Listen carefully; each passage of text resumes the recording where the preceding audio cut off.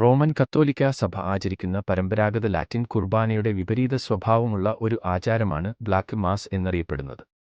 മധ്യകാലഘട്ടത്തിൽ ശത്രുക്കളുടെ നാശത്തിനുവേണ്ടി വിശ്വാസികൾ കാഴ്ചവച്ചിരുന്ന ദിവ്യബലിയായിരുന്നു ഇത്.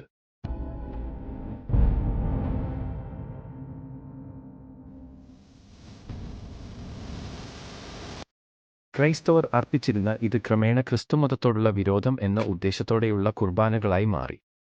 ക്രൈസ്തവ സഭയിലെ കുർബാന, ദിവ്യബലി എന്ന ആചാരത്തെ അനുകരിച്ചുകൊണ്ട് ക്രൈസ്തവ ദൈവസങ്കല്പത്തെയും ക്രിസ്തുമതത്തെയും നിന്ദിക്കുന്ന രീതിയിൽ സാബത്ത് ദിവസത്തിൽ അനുഷ്ഠിക്കുന്ന ഒരു ആചാരമായി ഇതിന്നും തുടരുന്നു. ഇതിനെ ആഭിചാരത്തിന്, ബ്ലാക്ക് മാഗിക് സമാനമായിട്ടാണ് ക്രൈസ്തവർ കാണുന്നത്. സാത്താൻ ആരാധനയാണ് കറുത്ത കുർബാനയുടെ പ്രധാന ഉദ്ദേശം. ലൈംഗിക വേഴ്ച, ആർത്തവരക്തം, മദ്യം അടക്കമുള്ള മുറകളിലൂടെ നഗ്നരായി വിശുദ്ധ കുർബാനയെ അപമാനിക്കുന്ന രീതിയിലാണ് കറുത്ത കുർബാന നടത്തപ്പെടുക. അടുത്ത കാലത്തായി കേരളത്തിലും ഇത്തരം ആരാധന നടക്കുന്ന സ്ഥലങ്ങളെക്കുറിച്ചുള്ള വിവരങ്ങൾ പുറത്തുവന്നിട്ടുണ്ട്. കുർബാന എന്ന ആചാരം 1-ാം നൂറ്റാണ്ട് മുതലുള്ള സഭാ ചരിത്രത്തിൽ കാണാനാകും. കുർബാന വിവിധ തരത്തിലുള്ള ആചരണങ്ങൾ അന്നുമുതൽ തന്നെ സഭയ്ക്കുള്ളിൽ നിലനിന്നിരുന്നു. കാലക്രമേണ അത്തരം ആചാരങ്ങൾ സഭ സ്വാംശീകരിച്ചിട്ടുമുണ്ട്.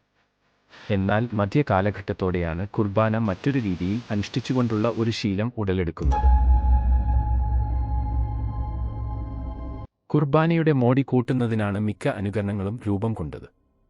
ഉദാഹരണമായി കുർബാന മധ്യേ ധാന്യവിളകൾ, കന്നുകാലികൾ എന്നിവയെ ആശീർവദിക്കുക തുടങ്ങിയവ മുതൽ ശത്രുക്കളുടെ നാശത്തിനു വേണ്ടിയുള്ള പ്രാർത്ഥനകൾ പോലും നടന്നിരുന്നു.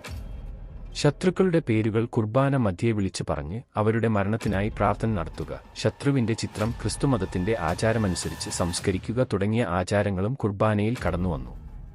വിശ്വാസികളുടെ വ്യക്തിപരമായ കാര്യസാധ്യത്തിനായാണ് ഇവ രംഗപ്രവേശനം ചെയ്തത്. മധ്യകാലത്തോടെയാണ് ഇത്തരം കുർബാനകൾ രംഗപ്രവേശനം ചെയ്തത്. ഇവയെല്ലാം തന്നെ കറുത്ത കുർബാനയുടെ ആദ്യ രൂപങ്ങളായിരുന്നു എന്ന് വേണം പറയാൻ.